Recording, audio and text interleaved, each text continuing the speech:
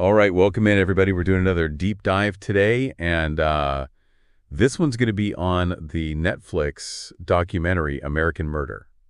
Gabby Petito. Oh, yeah. This case, you might remember, captivated pretty much the whole country, I think, back in 2021. It did. And this is, of course, the tragic story of Gabby Petito and her fiancé, Brian Laundrie's fan life journey. Right. So we've got our notes from watching this documentary, and we're ready to kind of analyze how it does this true crime storytelling thing. Yeah. And the big question, I guess, is does it work as like a poignant tribute to Gabby? Does it really expose the harsh realities of domestic violence, or is it kind of a missed opportunity? Yeah, I mean, that's a big thing with a lot of these true crime documentaries. Like, what is the goal? It's hard to tell sometimes. Exactly, yeah. So it's interesting, I mean, right off the bat, how they try to put all of this together, with the events leading up to her disappearance and her death. I mean, they use her vlogs, they've got police body cam footage, and then they're doing all these interviews with her family. Right. Yeah, trying to kind of kiss it all together into some sort of timeline. Right. And, I think that's one of the things that really struck me when I watched this documentary was how they used her own footage. Yeah. It, like, humanizes her. It does, in a way that just reading articles about it does not do. Not even close. You really see her personality come through. Yeah, and I don't know if you felt this, but when you see her practicing takes for her YouTube channel, I mean, knowing what's coming, it's just, ugh. Oh, it's so sad. It's Yeah. really, really heartbreaking to watch. Yeah, you definitely get a sense of her personality and, what she was hoping for in life. And Yeah. it does, I think, help you relate to her, not just see her as, just a victim in a story. Yeah. And I think, on top of that, the family get involved. And that's kind of another layer. Right. They're sharing really intimate stuff, not just about Gabby, but about their grief. Yeah. And, they start this Gabby Petito Foundation to raise awareness about domestic violence. Mm-hmm. So I think them being so willing to, be so open with their pain, Yeah. it makes the documentary even more powerful. It's just so raw. It is. Especially when they're reacting to the body cam footage. Right. From Moab. Yeah, the Moab incident. Yeah. And, speaking of that footage, the documentary doesn't shy away from, kind of critiquing how law enforcement handled that whole thing. Mm-hmm. I mean, this is where we see some of those, what the critique calls the systemic failures. Because the officers seem so focused on Brian's story. Yeah. And Gabby's clearly just distressed. Right. It's tough to watch because, it makes you wonder, could things have been different? Could they have handled it differently? Yeah, yeah. It almost seems like they're not even really looking for those warning signs. Right. Of abuse. Yeah. I don't know. The documentary also, I think this is important, touches on how, the media just went crazy with coverage on Gabby's case. Right. Which they call, missing white woman syndrome. Yeah. And that just totally overshadows all these other cases, people of color who go missing. Right. Which is a really important point that not enough of these true crime documentaries bring up. Right. So at least they acknowledge it. They don't really get into specifics, but they at least acknowledge it. Yeah. Okay, so we've talked about, what the documentary does well. Yeah. But the critique also points out some things that it doesn't do so well. Yeah. And one of the big ones is they do a great job, laying out the timeline, but they don't ever really get into like the deeper questions about Brian Laundrie. Or what was he thinking? Right. You never really understand like what would drive him to do something like that. Right. It doesn't really get into like, his psychology or his background or anything. Yeah. And that kind of, I guess that leads into another criticism. Is this just exploitation? Mm-hmm. I mean, Netflix, even though they have the family involved, are they just trying to make money off this horrible thing? Yeah. Is it just about the views? I mean, it's a valid question, Right. They are using a lot of footage that's already out there, and they're telling a story that's already been told. So what's really new here? Yeah. And then there's, that whole social media thing. They touch on it a little bit, but they don't really get into how all that, the curated image of van life, how that plays into it. Right. How are these platforms, being used to maybe hide abuse, or are people feeling pressured to like always seem happy? Exactly. Yeah. And I feel like that's where they really missed an opportunity to go a little deeper, because there is this quote from Gabby's friend, Rose Davis, and I think it's really telling, where she says, "The happier they look online, the more skeletons they hide." Wow. Yeah, that's a really good point. I mean, you can't just take what you see online at face value, can you? No, no. And they don't really, I don't know, unpack it. And then the last big criticism, and I think this is a really important one, is the documentary doesn't really offer any solutions. Right. They raise awareness about domestic violence, which is great, but what can we do to change things? Yeah. What are we supposed to do with this information? Exactly. I mean, they could have brought in some advocacy groups. Right, exactly. Give people some, actual steps they can take to help, because simply raising awareness, that's not enough. Right, right. So it seems like, it's very powerful how they present Gabby's story and the family's grief, but there's these big shortcomings too. Yeah, definitely. I mean, they do a good job bringing up all these really important issues, like the problems with law enforcement and, how pervasive domestic violence is and even how social media plays into it. Right. But they don't answer the questions. Exactly. They just ask them. Right. So like, what was going on with Brian Laundrie? And how do we stop something like this from happening again? Yeah, those are the questions that we're left with Yeah. at the end.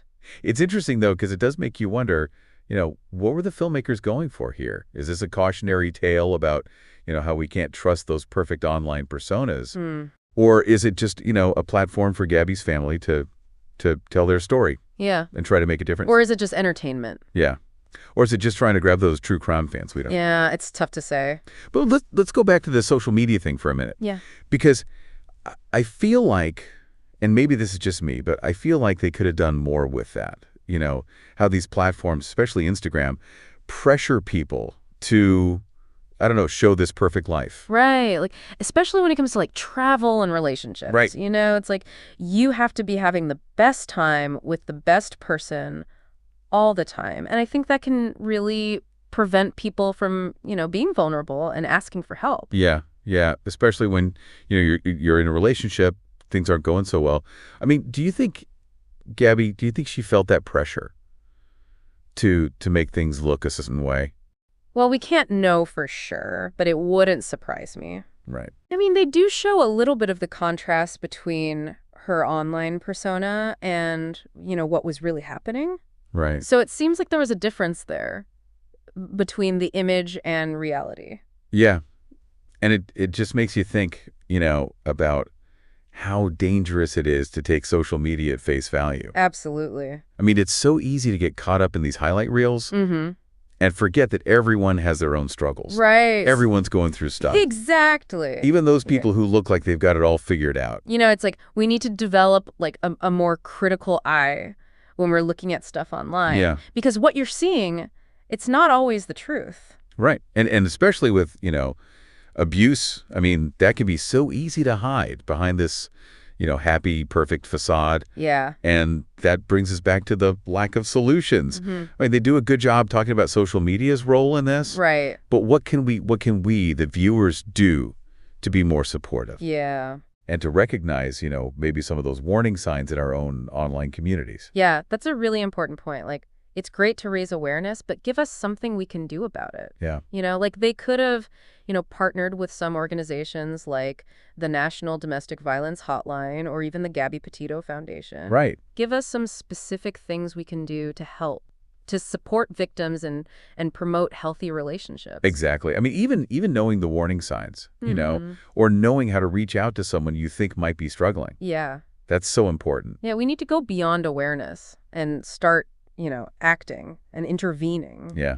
Yeah. And then, you watch something like this and it makes you think, okay, how can I be more responsible when I'm consuming this true crime stuff? Mm-hmm. Yeah, that's such a popular genre these days, but it does have a lot of potential problems. What do you mean by that? Well, it's so easy to get caught up in the sensationalism. Yeah. And are we exploiting these victims and their families? Right. And is anyone profiting off of their tragedy? We need to think about these things. So it's not enough to just be entertained. Right. We have to be informed Yeah. and responsible. Mm-hmm. I think we can say for sure that this documentary is a very emotional and a very compelling story. Yeah. But it seems like it just falls short in a few key areas. Yeah. What do you think? Yeah. I mean, it does a great job with Gabby's story. Yeah. And her family's story. It definitely gives them a platform to talk about domestic violence and even some of those systemic failures.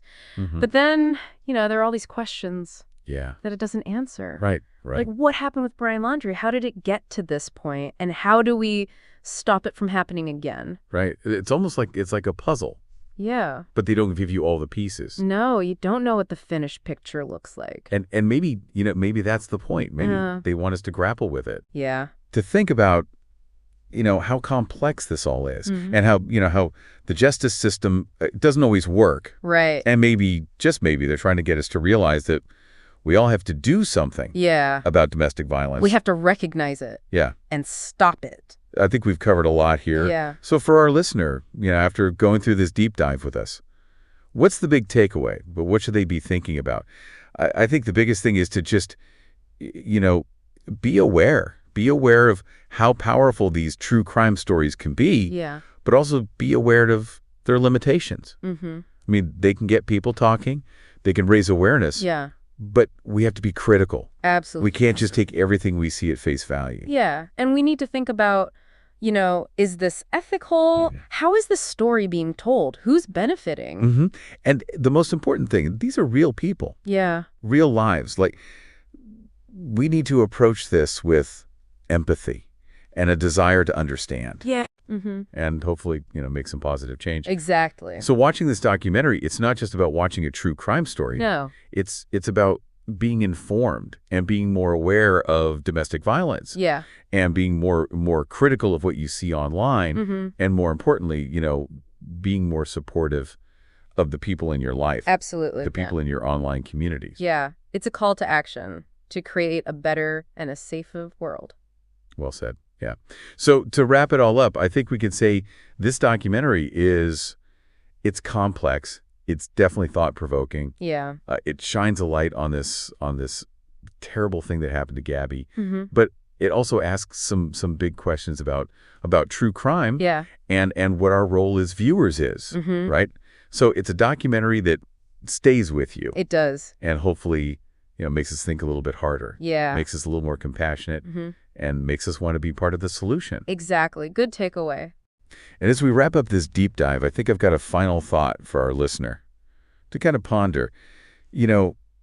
We've learned a lot about how online personas can be curated. Right. And how people are really good at hiding their struggles. Yeah. So how can we make more genuine connections, Mm-hmm. in our lives and in our communities? In real life and online. That's the question. That's the question. All right. Well, we've done it again. We did it. Another deep dive. Out of one down. We'll see you next time. See ya. It really does make you think, what's the point of this whole documentary? Is it supposed to be like a warning about how, you can't always trust what you see online? Right. Or is it more about, giving Gabby's family a voice so they can share their story and hopefully stop this from happening to someone else? Right. Or is it just, a good story, something to keep people entertained? Yeah. Yeah. I mean, they don't really answer that question. No, they don't. But I want to go back to that social media piece for a second. Okay. Because I feel like, and again, maybe this is just me, but I feel like they could have done more with that. Okay. Especially with how Instagram and all these platforms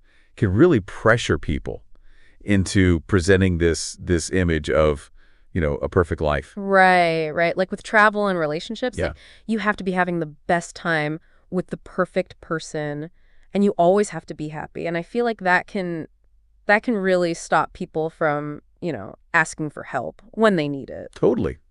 And, especially if, things aren't going so well in a relationship. Right.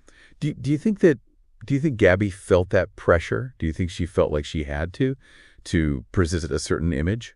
I mean, it's impossible to know for sure. But yeah, I mean, they do kind of show us how different her online persona was. Right. Compared to, what was really going on. Right. So yeah, I think it's possible that she felt that pressure to make things look a certain way. Yeah. Yeah. And I don't know, it just really makes you think about how dangerous it can be to just take everything you see online at face value. Oh, absolutely. I mean, it's so easy to get, sucked into these highlight reels and forget that, nobody's life is perfect. Right. Everyone's struggling with something. Right. Even those people who, look like they have it all figured out. Right. You never know what's going on behind the scenes. No, you don't. And it's like we need to be more critical Yeah. of what we're seeing online. We need to remember that, social media it's not always real. Right. And especially, I mean, think about abuse.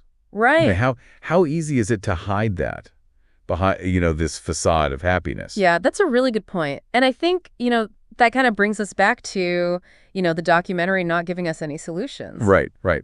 Like they do a good job of, bringing up this whole idea of social media's role in all of this. But what are we supposed to do? Right. Like what can we do as viewers? Yeah, how can we be more supportive? How can we, see those warning signs? Yeah. In our own online communities. Exactly. Yeah. It's one thing to raise awareness, but then what? Like, give us something to do. Exactly. Like I said before, they could have, brought in some experts Right. from, organizations that deal with this stuff every day. Right. The National Domestic Violence Hotline, the Gabby Petito Foundation. Give us something concrete, something we can actually do to help. Yeah, I mean, even just knowing, like, what are the warning signs? Yeah. How do I reach out to someone who I think might be in trouble? Exactly. We need to move beyond just being aware of the problem. Right. We need to actually do something about it. Right. And you watch something like this, and it's hard not to think about, like, okay, what about me? How can I be more responsible when I'm watching these true crime documentaries? Yeah, it's a good question because they're everywhere. Yeah. But they can be so problematic. Yeah. Explain that. What do you mean by that? Well, I mean, it's so easy to get caught up in the story, the drama. But we have to remember that these are real people. Right. With real families. And, is it right to be entertained by their tragedy? Right. Are we exploiting them for views, for money? These are questions we need to ask ourselves. Well, it's not enough to just be entertained. No. We need to be informed. And we need to be responsible. Yeah. Yeah. I mean, I think it's safe to say that this is a very, very powerful documentary and very emotional. Oh, absolutely. But I think it falls short in a few key areas. Yeah, I think that's fair. Would you say? Yeah, I mean, they do a great job telling Gabby's story and her family's story. Yeah. And it really does, give them a platform to talk about these important issues, Right. domestic violence, the problems with law enforcement. But it just leaves you with so many questions. Yeah. Like, what was going on with Brian Laundrie? How did it get so bad? Yeah. And what can we do to make sure this doesn't happen again? It's like a puzzle with, half the pieces missing. Yeah, you don't have the whole picture. And maybe, maybe that's intentional. Maybe they're trying to make us really think about this, how complicated this whole issue is. How, sometimes the justice system doesn't work. Right. And how we all have a responsibility Yeah. to do something about it. To recognize the signs and intervene. Exactly. Yeah. I think we've covered a lot here. Yeah, I think so. So for our listener, what's the big takeaway? What should they be thinking about after going through this deep dive with us? Yeah, I think the big thing is just being aware, being aware of how powerful these true crime stories can be, but also being aware of, like, their limits. They can get people talking about these things, which is great, and they can raise awareness, but you can't just take everything at face value. You have to be critical, you have to think for yourself. Oh, absolutely. And we have to think about the ethics of it all too. Right. How is the story being told? Who's benefiting from it? Right. And then at the end of the day, we have to remember that these are real people, real lives. So we have to come at this with empathy and understanding. Yeah. And hopefully a desire to make things better. Exactly. So, watching something like American Murder, Gabby Petito, it's not just about entertainment. It's about learning. It's about understanding domestic violence and being more critical of what we see online. And I think more importantly, it's about being more supportive of the people in our lives. Absolutely. And our online communities. Yeah, it's a call to action to create a safer world for everyone. That's a good way to put it. Yeah. So I think we can say that this documentary, it's complex. It's definitely thought-provoking. It brings this horrible tragedy to light. But it also brings up these really big questions about true crime as a genre and, what responsibility we have as viewers. Yeah. It's something that you think about long after you're done watching it. And hopefully it makes us think a little bit harder, makes us more compassionate, and makes us want to be part of the solution. Yeah, I like that. Good takeaway. All right, so we're wrapping up this deep dive. And I've got one final part for our listeners to kind of chew on. We've talked about how online personas are so curated and how people are good at hiding their struggles. Yeah. So how can we build more genuine connections in our lives? Yeah, how do we do that? Both in our real lives and online. Yeah, that's a great question. That's the question. All right. Well, that's another deep dive in the books. We'll catch you next time. See ya. Teos.